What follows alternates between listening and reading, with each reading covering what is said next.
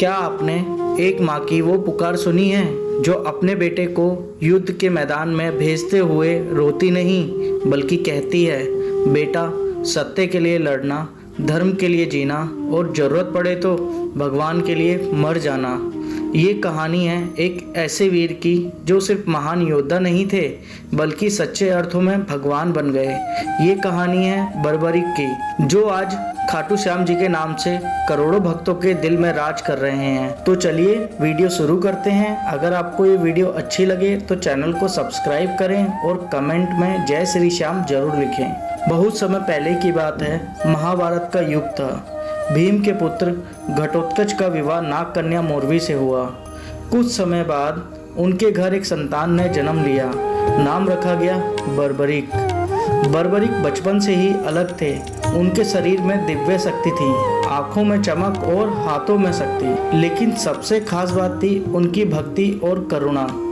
जैसे जैसे वे बड़े हुए उन्होंने अपने नाना से अस्त्र शस्त्र चलाना सीखा। देवी माँ की कृपा से उन्हें 3 बाण और 1 धनुष प्राप्त हुआ जो उन्हें अपराजय बनाते थे।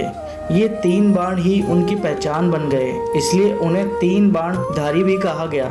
समय आया महाभारत का, जब बर्बरीक ने सुना कि धर्म और अधर्म के बीच युद्ध होने जा रहा है तो उनका भी मन युद्ध भूमि की ओर खिंच गया।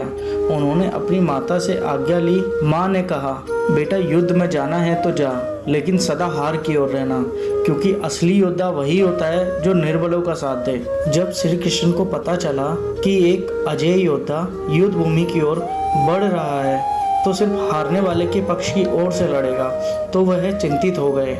वो समझ गए कि अगर बर्बरीक युद्ध में उतरे तो हर दिन पक्ष बदलेंगे और अंत में पूरे युद्ध का संतुलन बिगड़ जाएगा।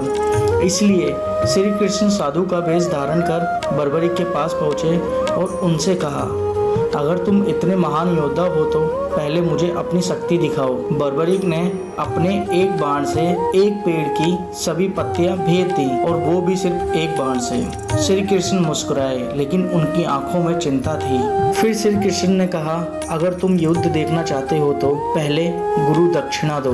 बर्बरीक बोले, जो भी आप मांगोगे प्रभु वो दूंगा। श्री कृष्ण ने कहा, मुझे तुम्हारा शीश चाहिए। एक पल को भी बिना डरे बर्बरीक ने अपना शीश को काटकर श्री कृष्ण के चरणों में अर्पित कर दिया। पूरा वातावरण स्तब्ध हो गया। आकाश से फूल बरसने लगे। श्री कृष्ण की आंखों में आंसू थे। उन्होंने कहा, हे वीर, तुम सच्चे भक्त हो। तुम्हारे बलिदान को युगों तक याद किया जाएगा। कलयुग में तुम मेरे नाम से पूजे जाओगे, तुम्हें श्याम नाम मिलेगा। बर्बरीक का शीश श्री कृष्ण ने एक पर्वत पर स्थापित किया, जहाँ से उन्होंने पूरा युद्ध देखा। युग बीते, कलयुग आया। एक दिन राजस्थान के खाटू गांव में एक किसान को खेत में खुदाई करते समय एक शीश मिला। जब उसे मंदिर में लाया गया तो चमत्कार होने लगे, रोगी ठीक होने लगे, दुख दूर होने लगे। लोगों को समझ आया ये कोई साधारण मूर्ति नहीं, ये स्वयं श्री श्याम बाबा हैं। वही बना खाटू श्याम जी का भव्य मंदिर। आज भी लोग कहते हैं, जिसका कोई नहीं उसका श्याम है। लाखों लोग हर साल पद यात्रा करके खाटू श्याम जी के दरबार में पहुंचते हैं। कोई बेटा माँ के इलाज के लिए दुआ करता है, कोई माँ अपने बेटे की नौकरी के लिए, कोई पिता अपने टूटे हुए घर के लिए। और श्याम बाबा सबकी सुनते हैं, क्योंकि वो सिर्फ भगवान नहीं, वो एक योद्धा हैं, एक पुत्र हैं, एक भक्त हैं और करुणा के सागर हैं। अगर आपकी भी जिंदगी में कोई ऐसा दर्द है जो आप किसी से कह नहीं पा रहे, तो एक बार श्याम बाबा से कहकर देखिए, क्योंकि जो शीश काट कर दे सकता है धर्म के लिए, वो हर भक्त के आंसू समझ सकता है। खाटू श्याम जी सबका सहारा हैं। जय श्री श्याम।